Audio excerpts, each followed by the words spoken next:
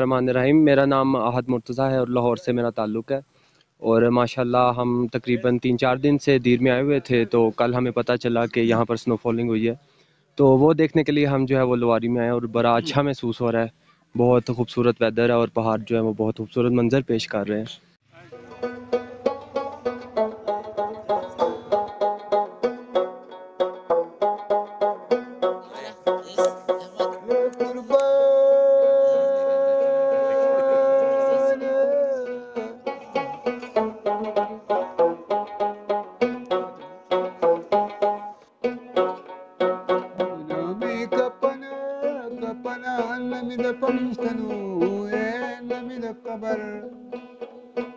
مشتاق اشتاق فهمك ناوي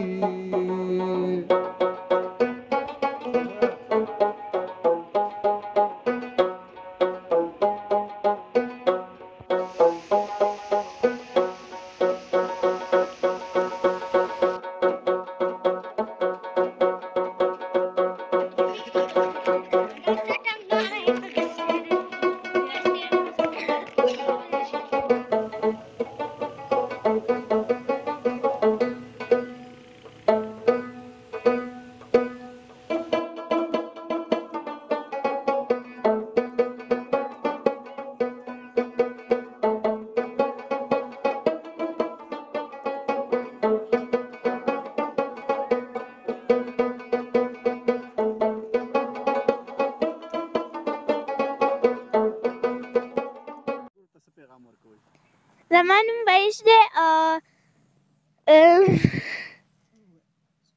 स्नोफॉल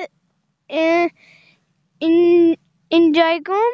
جی مونږ بیسیکلی مردان یو او دا ماشومان دي چټیانې وي سکولونو دا راغلي دلته چکر لم راغوستي دي د وورو دپاره خصوصي د وورو کتلو راغلي دي وي چې به یې وور انجوy کو نو ښه یخ موسم دی او ښه مزیدارې وورې شوي دي.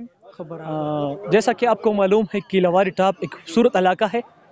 दोस्तों के साथ आए हैं और कोई जुमा के दिन जो है ना फारिग हुए तो दोस्त जो है हमारे साथ फयाज भाई है, निसार भाई है, वो से दो दोस्त है। मैं सारे दोस्त का मशहूर हूँ जिसने खूबसूरत प्रोग्राम अरेंजमेंट किया है। लेकिन टूरिज़म के बारे में ये कहूँगा कि मलाकन डिवीज़न से आपर दीर जो है ना एक खूबसूरत इलाका है।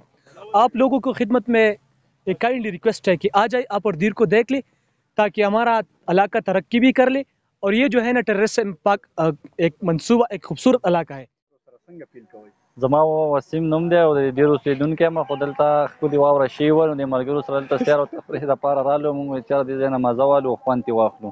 خان دی او د دې دیر اوسېدونکی یم او چې ډېر وخت سوکړه تېره شوې وه ګرمي او بارانونه نه شوي او نن د جمعې ورځ د لورۍ سایډ ته رالو سپیشل د دې واورو دپاره رالو واورې شوي دي او ډېر ښه فیلینګز دي زموږ د ټولو دا ملګري را سره دي او ډېر ښه زبردسته ځای دی د چکر دپاره هم ښه ځای دی स्पेशली د ګرمو علاقو خلکو دپاره چې هغوی دلته راشي دیر لواري ته او دلته انجوای وکړي. بس और बहुत अच्छा फील कर रहा हूँ यहाँ पर बर्फ़बारी और ठंड इलाका और बहुत अच्छा लग रहा है मुझे यहाँ पर आकर।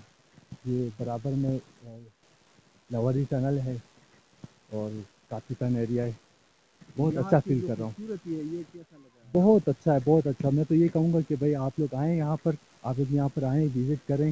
यहाँ के लोग और यहाँ के मौसम पहाड़ बहुत अच्छा लगता है।